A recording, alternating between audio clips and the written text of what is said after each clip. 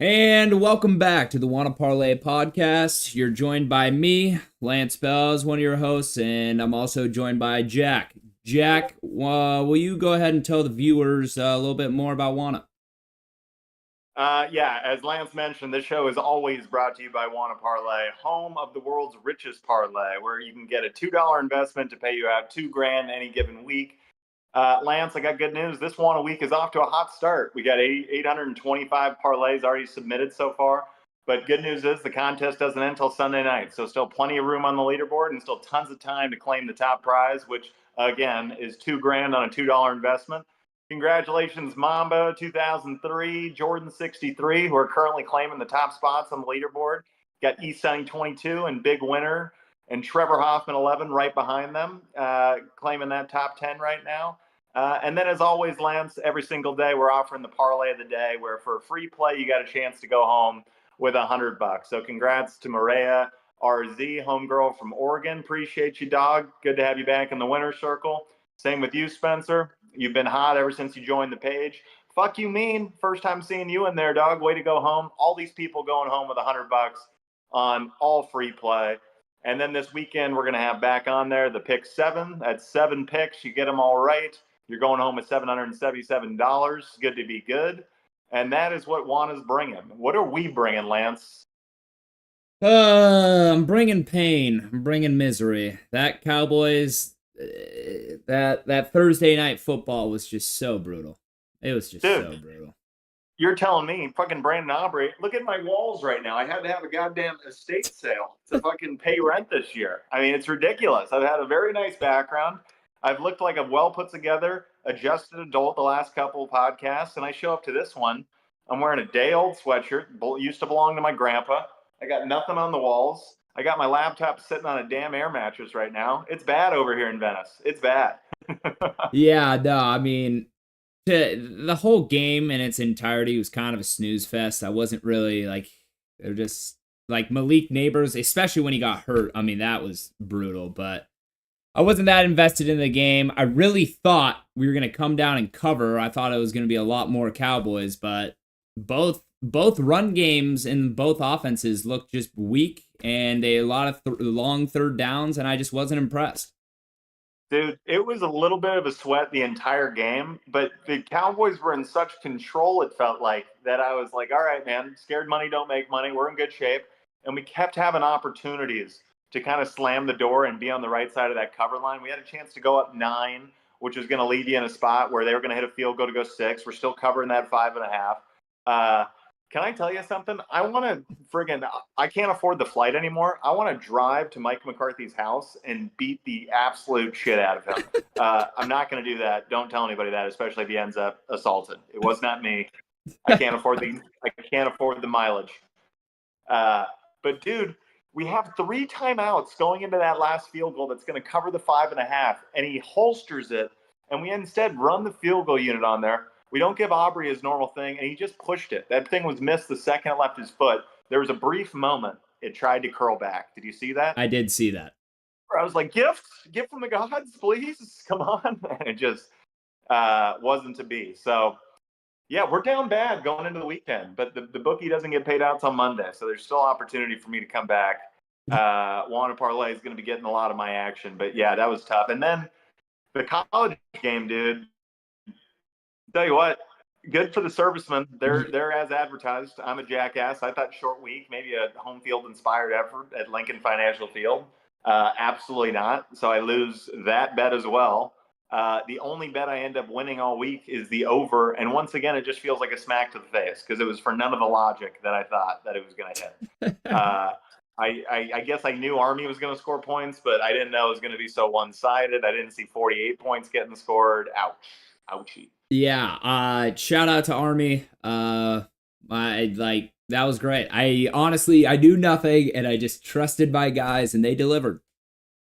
My lesson learned from those 2 games, I just think the Cowboys aren't very good.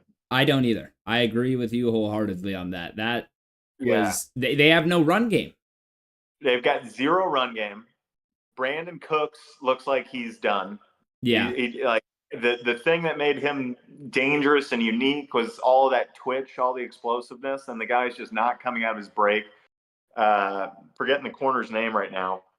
But what a fucking, he just bodied him the entire game. And for a little bit, I was giving him all the credit, but I just think Brandon Cooks has passed it.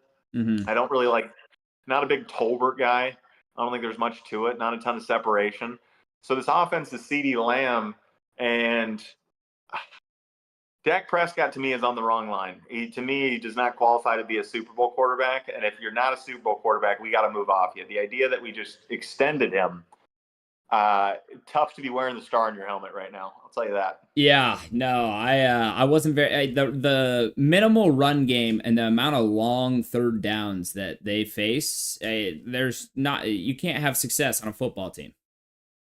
100%. And because of that, they have to kind of piecemeal it. They have to play a very specific strategy. So, yeah, I'm going to be fading Cowboys, I think, for the foreseeable future. And obviously the Giants, they miss Saquon Barkley. He is not there anymore. I think ran the ball 20 times for 20 yards. I don't know the exact stats, but it was something like that. They did not have much success. Dude, Singleton's wearing number 26, and there's a couple times he tried to like bounce it or like go reverse field, and I'm like, who do you think you are? Not your game. Not your game. Hey, he had one on a fourth down that he had a spin move right when he got the handoff and got the first. I was like, oh my God, wait, maybe that might be the greatest Devin Singletary play I've ever witnessed in my life. Then he tried to do it again, and he came storming back to reality. Yeah, immediately. What do you think of this take that Daniel Jones will be the next Sam Darnold? My thing on Daniel Jones, as the next Sam Darnold never got paid. This guy's paid. This guy's fair. He has a lot of money in his bank account from the New York Giants, and there was about 2 or 3 crucial throws that he missed that he should have had. I can't put too much blame because of the lack of run game, so I don't want to put too much blame on Daniel Jones. But there was this that ball to Slayton in the fourth that it's 3rd and 12, I believe, and he slings it out there. I mean, you got to hit him on the numbers. You can't miss that throw. Yeah. You throw it low, right? I mean, if it was Neighbors catching that ball, maybe he catches it, but with Slayton, you got to put it on the numbers. He didn't do it, and once again, the Giants fall short to the Cowboys. Yeah, it was like a 4th and 10. I remember the exact throw you're talking about, and just kind of dirted it. Gave his receiver a little bit of a chance, but just kind of dirted it. But I tell you what, man, he's a way better athlete than he's given credit for. Mm-hmm. He was hitting the big league NFL throws, and that was anticipating windows, throwing over the middle, driving balls. I think not a perennial starter next year. But I think he finds a home, and I think he has a little bit of a resurgence. Because I do think if you stick him on the 49ers offense, he's going to get a big-time contract. I think he's been carrying this shit show, multiple coaching staffs for a little while. And I think always he was taken too high at 6 overall. He was always a development project, which was to put that on a development team where Andrew Thomas is your 1-0 lineman that you feel good about. I just don't think he's ever been put in a good spot. So, teams I'd look at, maybe Broncos, maybe Titans. Teams that have some infrastructure. I like Titans. Yeah, but I want Will Levis to play for the next 100 years. He's the most entertaining football player I've ever seen in my life. Every single play, he does something remarkably athletic to just create remarkable chaos. It's the best watch I've ever seen. Oh my God, you're so right about Will Levis. But the thing, I mean, I don't think Daniel Jones is the problem in a sense when it comes to the entire team. I just thought in that game, there's just a couple throws that you got to put those on the numbers, and he didn't do it. I don't give him too much blame, like I said, but you gotta deliver on those throws. But honestly, remember that year I think they made the playoffs recently, or got close. 2 years ago. Yeah, 2 years ago. Like they look pretty good. Like he can sling the. They beat the Vikings in a real playoff game. And it was him. He was slinging the rock like he was playing catch, and I think he can do that very well at this level. So, I that's why there's a lot of people that have sold the Daniel Jones stock. I say not so fast. Give it time. And I like Dable. I think he does a good job, but I don't know. You can just tell Saquon Barkley's gone. Let me That's just where tell I'm that. at too. Is I know Daniel Jones isn't the future, but he's not necessarily the problem either. And I don't know what to do about that. Dayball as well. I don't know that he's the problem, but I don't know that he's the future. So where do you go with this? Is it a complete nuke and you just go and we draft and it's a start over? You did it 4 years ago. You're going to fire both the GM and the coach. They got issues. Yeah, Mara, get it going over there, man. I don't Um, I don't think they have any. I think maybe wait on. I know it's early this season, but wait on one more year the next season. Try to draft some guys that can make a difference, and after next season they'll definitely know. But who knows? Maybe they blow it up. Yeah, I don't even think they've drafted bad. It's fascinating. Like they're just tough to be a G-men right now. I've got a lot of Yeah, buddies that are riders with the G-men, and it's everyone's a little bit lost right yeah, that's tough. now. So Lance, I know you're going to be going out drinking tequila, trying to get lucky this evening. I obviously have no money anymore, so I will be watching these Friday night games, trying to dig myself out of a hole, or possibly just keep digging all the way to China. We'll see how it goes. But what are you thinking tonight? You got any action going? Yeah, I got a couple picks that I like. I'm up to 9-10 all time. I went 1-1 yesterday. I'm sick about that Aubrey field goal, but it happens. And honestly, I could have seen the Giants winning that game, but on over with Thursday night. Let's focus on Friday night. Let's get back to above 500. I like Miami covering 17.5 against Virginia Tech. I don't think Tech's very impressive, and trust me, I don't watch very much Virginia Tech football, but I just from looking at it, I don't think they'll cover that 17.5. And I like Washington money line against Rutgers. Big Ten. It's a Big Ten matchup. They lost to Washington State, and I think they just come out and I think they win. It's a skinny line at Rutgers, so I'm like, Vegas probably doesn't really know because they're not a they're new to the Big Ten, so I'm going with Washington money line. I don't hate any of the takes. I'm a little bit skeptical of this Washington team still, but it's because I keep playing with the transitive property too much and their wins and loss record. I'm having a tough time evaluating how good they are under Jed Fish. Jed Fish, remember, had a great second and third year with Arizona, bad first year.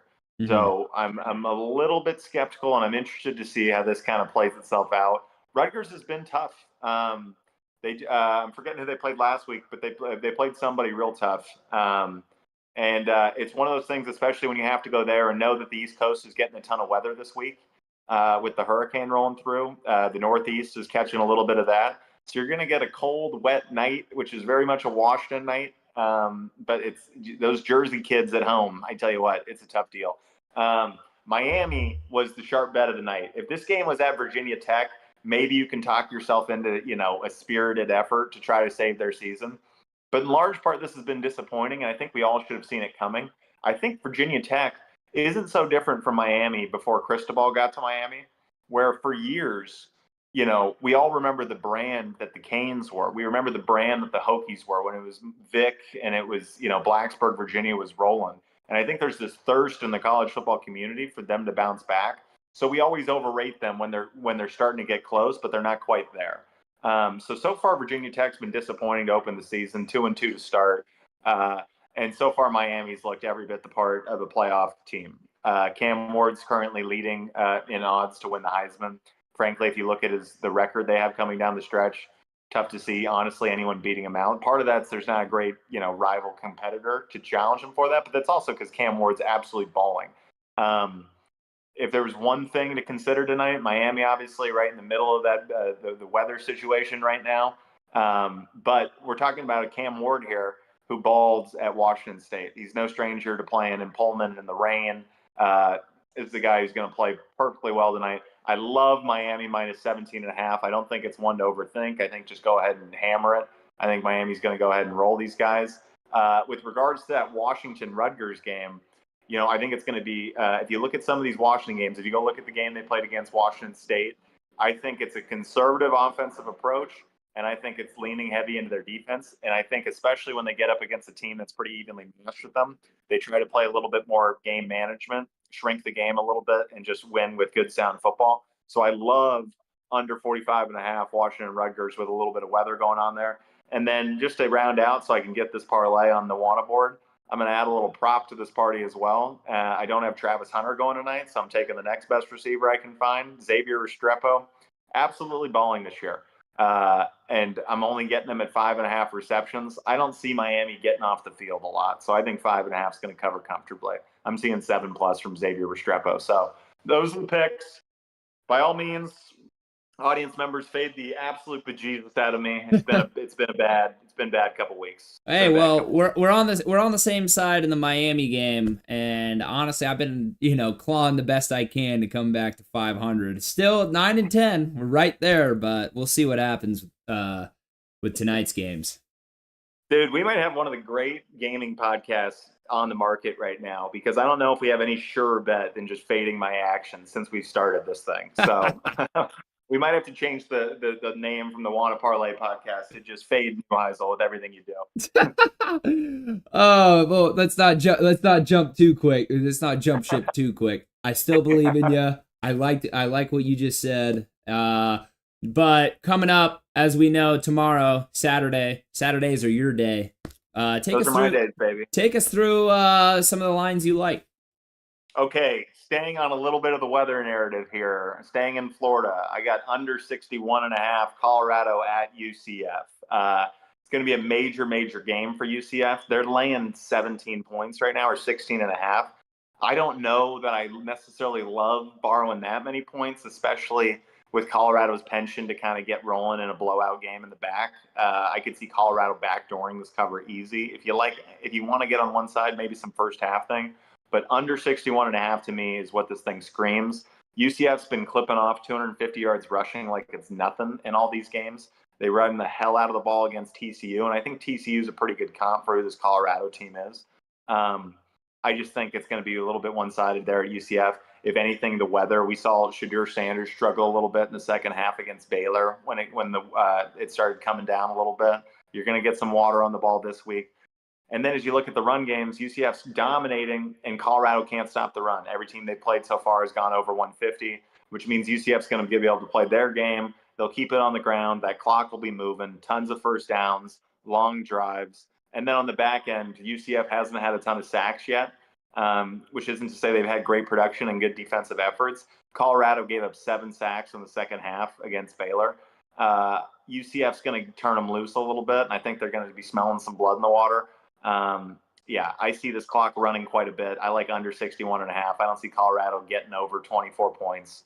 I like UCF if you had to take anything, but the under 61.5 is the best number on there.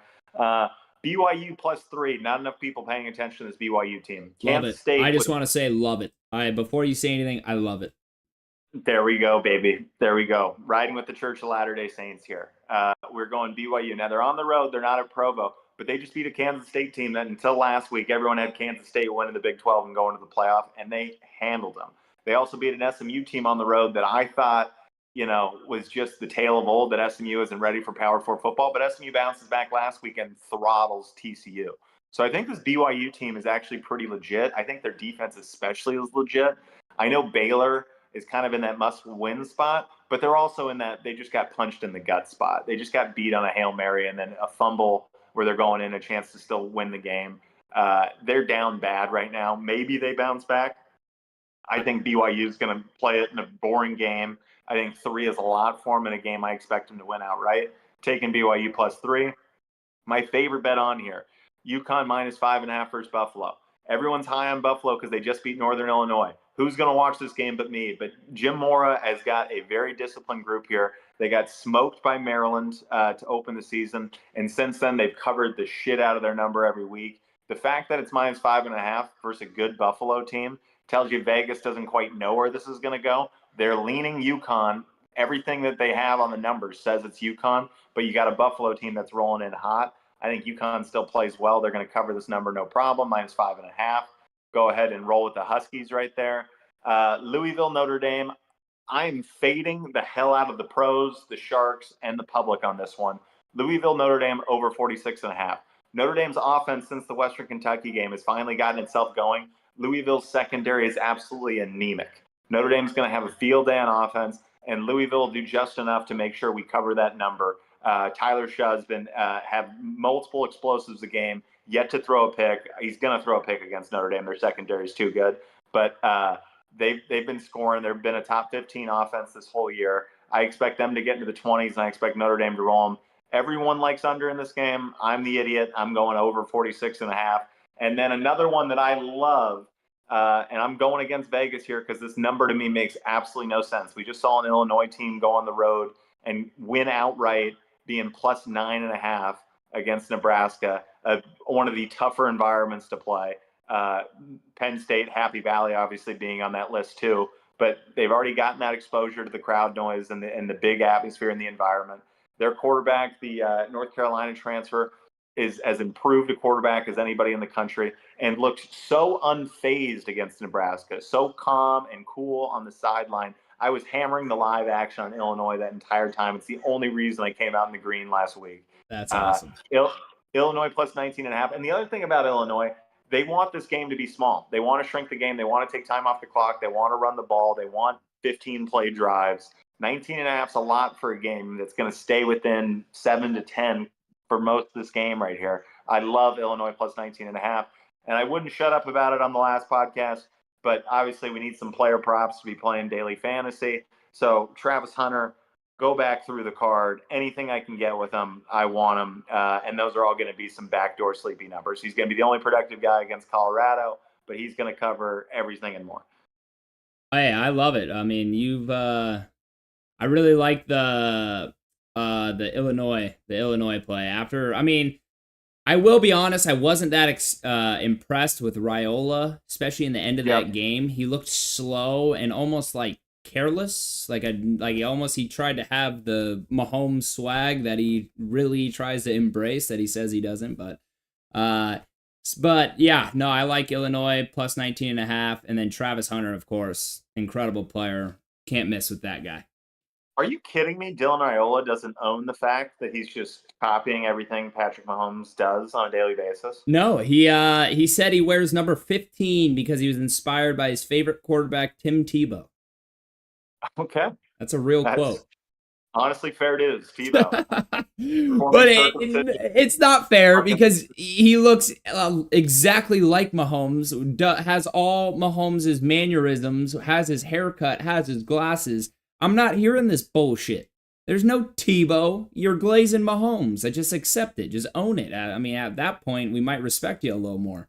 But Tim Tebow playing for the Jaguars is some of the greatest film I've ever seen in my life.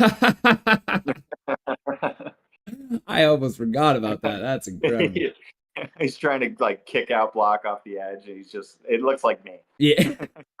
All right, well, I got a couple picks. I'm usually not a Saturday guy, but I got a couple Saturday that I like. Oklahoma money line at Auburn. I watched that backup come in. That backup for Oklahoma, who's now I think starting. You might know the quarterback's name. But he looks good. He looks legit. He looks like someone. He looks a lot better than Arnold, and I think he'll go into Auburn and beat them because they're not a very good football team. Auburn's absolutely lost right now. You're right. They're not a very good team. To get beat by Arkansas at home is an absolute miss. That's a must win on their schedule this year to have any kind of say in their season. And then Hugh Freeze, absolutely choke job after the game, throwing some heat on the quarterback room, blaming the QBs. So we've got culture issues there on Toomer's corner. I don't hate the take at all here. Yeah, I'm pretty sure the last line I've seen is that Auburn's favored by a point and a half, and I thought I can't go any other way but Oklahoma. Love it. Take me to the next one. All right, next one. I got to make a pick on the big matchup this weekend. Alabama versus Georgia. Georgia going to Bama. I like Bama money line. Dude, they've looked good. They really have. Kalen DeBoer is that guy too. I mean, he's got 12 losses his entire coaching career right now and something like 135 wins. So you think number 13 is coming this week. You're a big Kirby guy. So here's where I get issues. I take Carson Beck over Jalen Milroe. I think Georgia's going to have more versatility, more options offensively.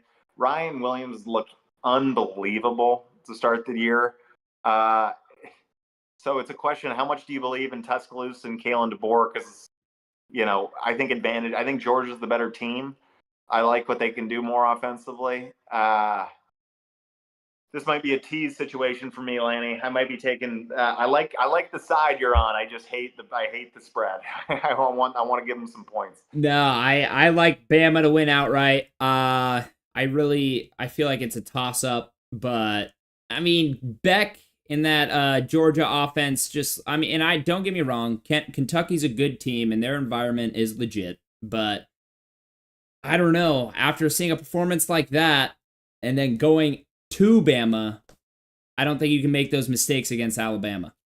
You know what? That's a very fair take. Kentucky actually sucks. I always think Kentucky, because they're in the SEC, is like, oh, but they're a middle of the road SEC team. That makes them like a top 2 team in every other conference. Bullshit. Bullshit. Spot the ball. I'll play Kentucky tomorrow. I don't care. Okay, and then my last one, I'm actually going to this game. I like Oregon minus 25.5 at UCLA. You're fading the family. I'm fading the family. It's tough, but I have to do it. I went to the UCLA Indiana game. I watched the UCLA LSU and the UCLA Hawaii games. Other than the tight ends, the UCLA roster is just not very impressive to me. I don't think they can handle anything when it comes to Oregon, and I think they're going to beat the shit out of them. Sadly, as much as of course I love my coach over there at UCLA, and I love those tight ends. The tight ends are phenomenal. I think they're all NFL prospects. But I like Oregon beating the shit out of UCLA. Yeah, we went through the tailgates, obviously, Lance, and interviewed some of the faithful Bruins before that Indiana game, and all of them were picking against UCLA, even themselves. So going against UCLA right now, I don't know how bad of an idea it is, but props to their special teams and their tight end play. Both have been outstanding. Yep, both are some of the best I've ever seen. But yeah, so those are the 3 I sneak in on Saturday. The one I love the most is Oklahoma money line. I love that one. Let's go ahead and have every single one of those hit, so I can be back to even money by the time Sunday rolls around. And then I might just go see Beetlejuice and avoid the hell out of Sunday, because Sundays have been bad. They've been bad. Sundays are tough. And I'm honestly gonna jump right into Sunday's games because I got my 5 picks ready to go. So first one, the week before I faded these guys thinking the glory run was over, but now I can't be more impressed. The Vikings money line at Packers. What do you think? Dude, I can't love it enough. Now, this is going to be probably the best coached game we've seen yet of the season. These 2 guys are both top 5 coaches for me. Put Andy Reid, Sean McVay, and Kyle Shanahan in that list with them. But these guys this year especially, LaFleur getting wins out of Malik Willis these last couple weeks. And then obviously the resurgence and the basically debut of this new Sam Darnold. It's been impressive as hell. And then, obviously the things that have been surprising have been the offensive play, but both defenses have been outstanding. This is going to be a must-watch game.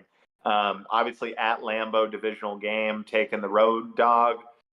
That's a big ask, but I like advantage quarterback. I like who this Vikings team's been. They've looked like the best team in football, frankly, to date. And I think the Packers have gotten basically all that they can out of this duct tape together Malik Willis offense. So I like your spot right there with the Vikings. Yeah, that's one of the biggest reasons I'm on it. I seen these younger quarterbacks go against Brian Flores and this Vikings defense and, not look impressive at all and be lost and don't even know who they're throwing to. So good for you, Tarzan. Good for you to swing vine to vine. You said Brian Flores last week. You're staying with the take. That's very good. That's very good. I like you stringing coherent thoughts together. That's nice. There we go. So Vikings. My next one, I like Chiefs or Chargers +7 versus the Chiefs. It's at Chargers. Not saying that the Chargers have much home field advantage here in LA because no one gives a shit about football in LA, or professional football. Sorry about that. And if anything, they're the Rams house. But I'm still taking them +7 against the Chiefs. Divisional matchup. Chargers defense looks good. I don't think the Chiefs blow them out by more than a touchdown. And yeah, I got Chargers +7. I will be all in on live Chiefs on this game. That's what I'm going to do with this game. I like Harbaugh with 7 points in a divisional game. That feels like a ton, but we're talking about that Herbert ankle still, and we're talking about a hell of a pass rush from the Chiefs. And McDuffie's look great. The cornerbacks have looked great since losing Snead. Uh, Seven's a lot in a divisional game, though. That's what I love about this the Chargers line. I mean, the Chiefs are good at defense in places where the Chargers aren't great on offense. I feel like the Chargers are really going to run the football, and I think they're going to run it right up the gut. I think Dobbins has a big game. The interior linebackers of the Chiefs have looked iffy, and I think the Chargers will have success.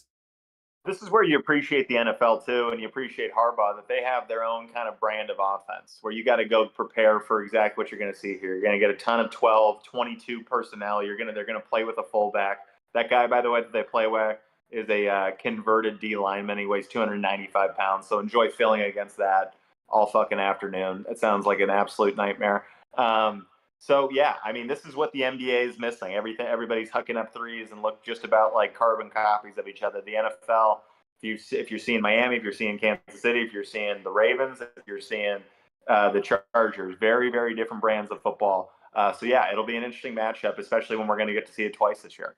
Yeah, exactly. All right, on to my next pick. Steelers -2.5 at Colts. I'm riding the Steeler train. I think their defense is amazing. Tomlin does a hell of a job every year orchestrating a defense that can play. And the offense, I mean, it's nothing special, but it kind of can get the job done. It looks like Fields isn't asked to do a whole lot, and I think they go 4-0.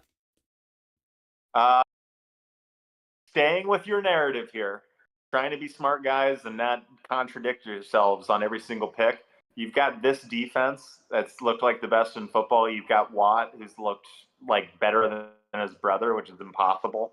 And you're getting them against Anthony Richardson, who's been struggling against good defensive play.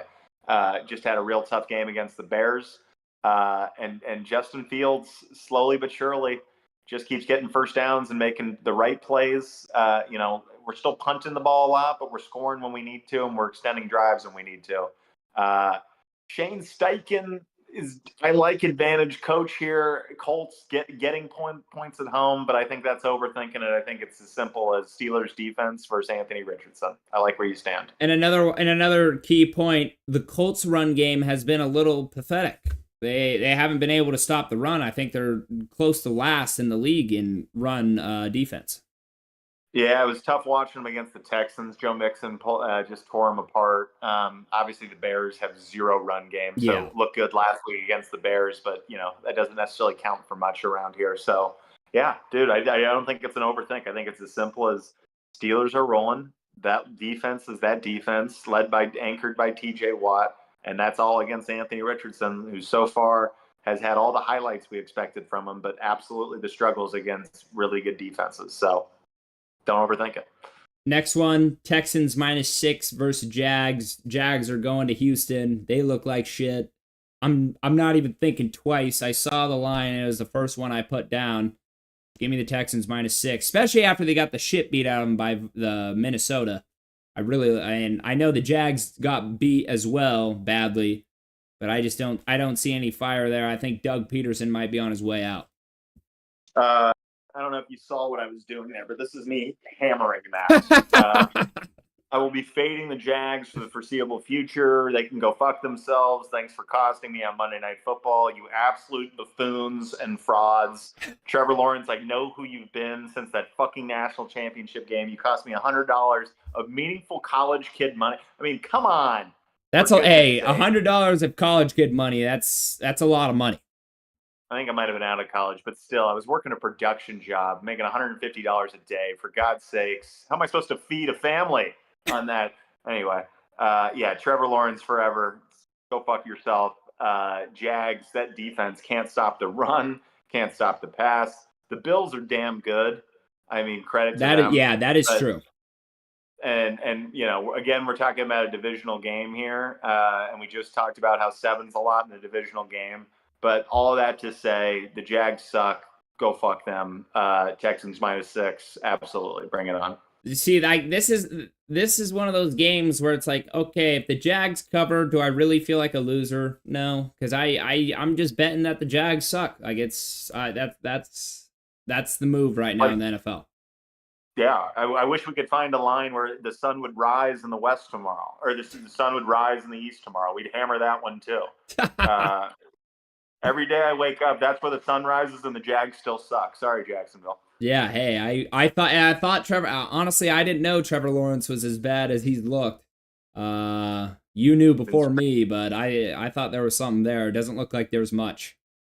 Do yourself the favor. Everyone gets fooled on that fucking Alabama national championship. And credit to him, he was a true freshman. He absolutely went and absolutely shredded them. But it was T. Higgins and it was Justin Ross making circus catches on the sideline and then breaking them for 70-yard explosives.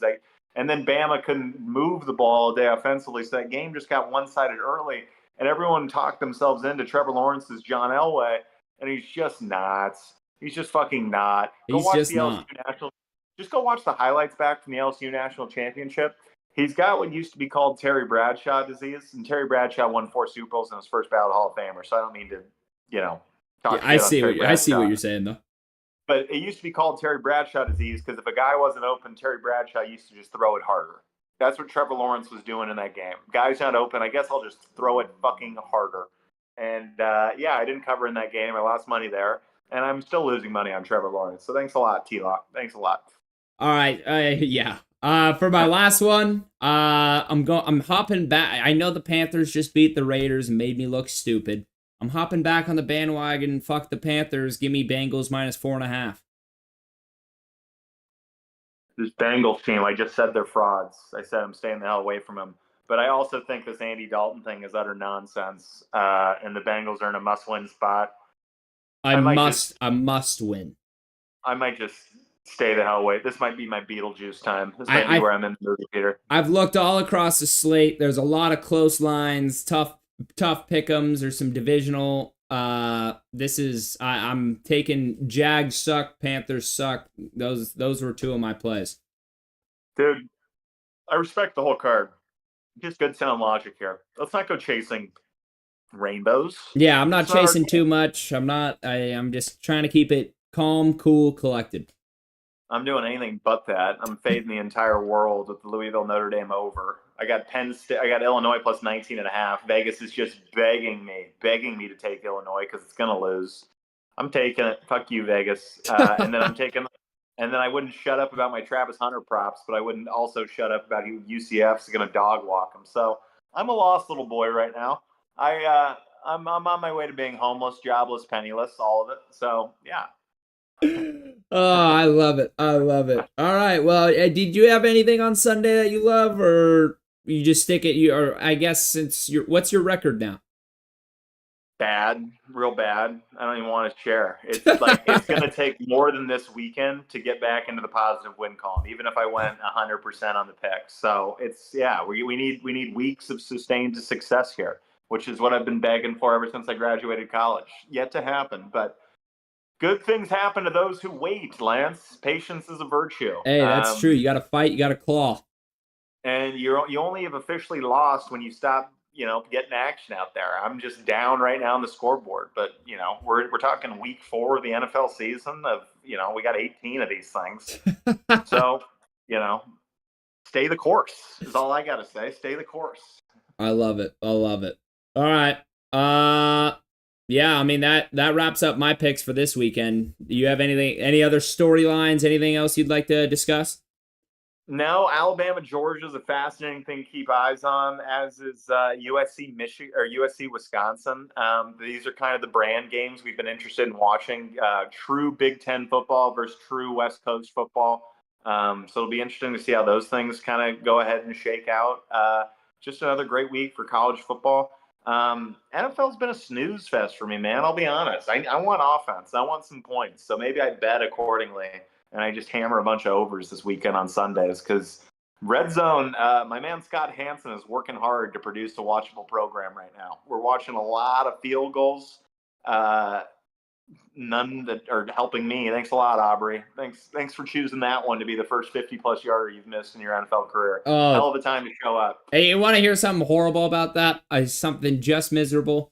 So I was in a call with Joe Bags, the Oh one yeah, and the he's on the one, Warner leaderboard right now. We're yeah, familiar. yeah, the one and only. Right as Aubrey, right as the snap, like right when it snapped, Joe Bags is like, oh, he's got this easy. Right as his foot is on the football, my buddy goes, oh, thanks, Joe Bags, you jinxed him. Boom. So hopefully that tells how happy I am with Joe Bags. A Or little tape delay. Yeah, thanks for the jinx, Joe. Appreciate it. Aubrey, Joe Bags, you guys both are pieces of shit.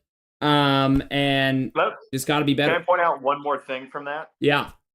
I just want to say Al Michaels is the greatest commentator of ours or any lifetime. Al Michaels, right before that kick, goes, and they are going to try the field goal. I'm sure there's a lot of people watching that are very excited to see a field goal attempt right now, and I'm sure there's a lot of people that aren't. And you know what I'm talking about. And I was like, thank you, Al. Yes, this kick matters very much to a lot of us. Okay, I know it's not going to change the outcome of this game, but yes, this is the only reason I'm tuned in is to watch this fucking 5 number. I don't give a shit who wins the game. Oh, that's so funny. I'm still sick, man. I really thought I was going 2-0, and I thought I was getting back to 500. Actually, no, I would have been over 500. It would have been a great, glorious show for me today, but yeah, I'm sitting at the card table right now, and I've got people begging me to get up. For God's sakes, don't trade your life away for this. It's not worth it. It's not worth it. What about your kids? Those imaginary fictional ones that you pretend to have to get off work sometimes. What about them?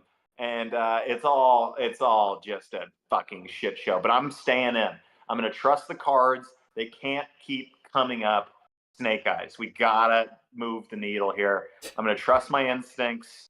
It's going to be a bigger week. I'm excited to talk to you on Monday. I'll be throwing myself a little victory party in some high-rise hotel somewhere, not in this fucking windowless, pictureless disaster I once called a bedroom. All right, well, hey, I hope for those things, and I hope for myself as well. All right. Yeah, well, do you want to... As always. Yep, I was going to say, you want to close this out? Yeah, as always, our show is brought to you by Wanna Parlay, home of the richest parlay. It is only $2 parlays, people, and you're getting payouts way above what you'd ever get in a casino or a sports book. Our $2,000 winner last week would have only gone home with $137. Now he's $2,000 richer. I'm sure he's skiing in the Alps somewhere or doing something fun. Not exactly a summer activity, but he's balling is the point. And Wanna Parlay can make sure that happens for you as well. You don't have to live the life that I live. You can be chipping away at little $2 bets. You can go 1 for 20 this weekend and still make a ton of money at Wanna.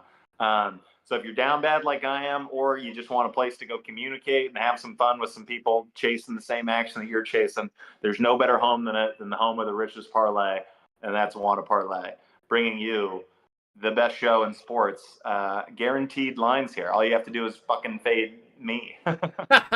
hey, I believe in your comeback. Okay, I don't know if you do, I don't know if many other people do, but I do. As the guy that profited off fading you, but hey, I believe in you. Yeah, the comeback's just starting a little later than planned. It was supposed to start Monday, and so far it's been more of the same. It's been losing in comical ways. I'll be honest, it's starting to feel personal. I feel like I got a Buffalo Wild Wings guy just flipping switches on me, and like I'm on some fucking Truman Show, and they're just going, how pissed off can we make this guy? How far can we drive him to the bottom of his until he breaks or cracks? Oh man, and stay tuned. It's rapidly coming. If this goes much worse this weekend, check in on me. I will do so for sure. Yeah, make calls. All right. Well, I appreciate everyone for joining. Jack, it's been a pleasure. Till next time, my friend. Absolutely. Get on Wanna, baby. I'll see you soon. Yes, sir.